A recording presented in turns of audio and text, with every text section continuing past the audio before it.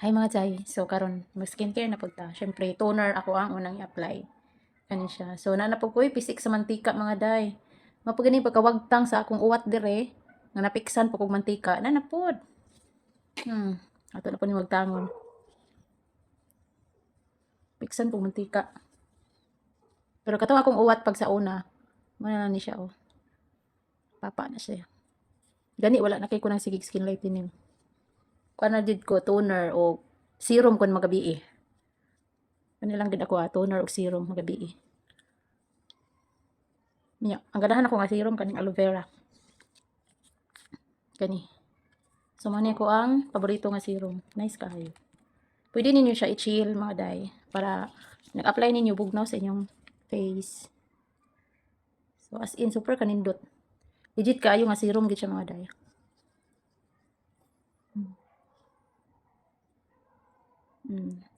Kuan na siya ako ang pisik sa mantika ni buto. So dili na siya hapdos. Wala na siya niuwat na siya.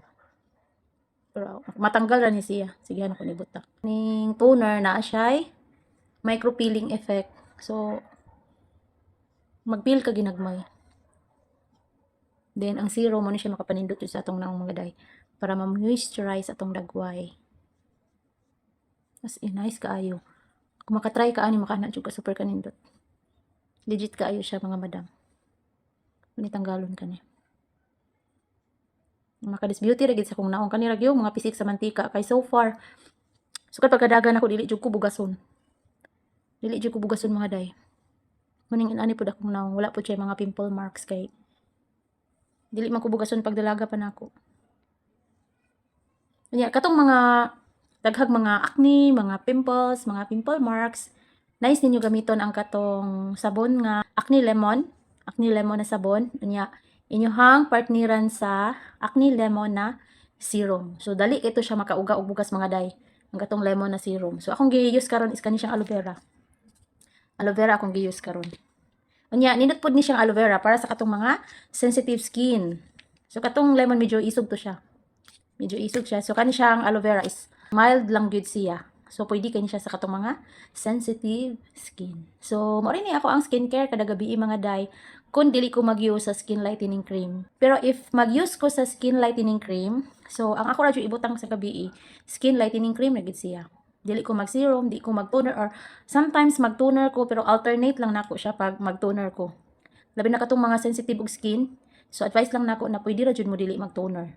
Skin lightening cream lang jud siya. And then inakabuntag mag-apply mo og serum una and then nakahuman katong botox cream, botox whitening cream. Mo inyong ibutang. Kay need man gid ta og sunscreen bisan pag naara ta sa atong balay. Mag-need gid tag sunscreen mga day. Bisan pag naata sa atong balay.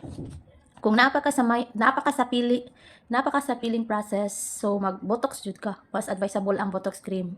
And then kung ganahan ka mag-use sa katong maintenance sunblock gel cream, pwede ra jud kay to siya. Mas nice to siya kung gamay imo nang i-maintain babali nag-stop na ka sa skin lightening cream so wala na kanang peel. So kanang kung feel nimo kanang okay na kayo imong naong dili na ka mag-use sa skin lightening cream kato siyang maintenance pwede jud to mo inyohang sunblock kay medyo mas barato man pud to pero nice kay to siya pod kay naa siya menthol effect plus SPF 50 na pud to siya.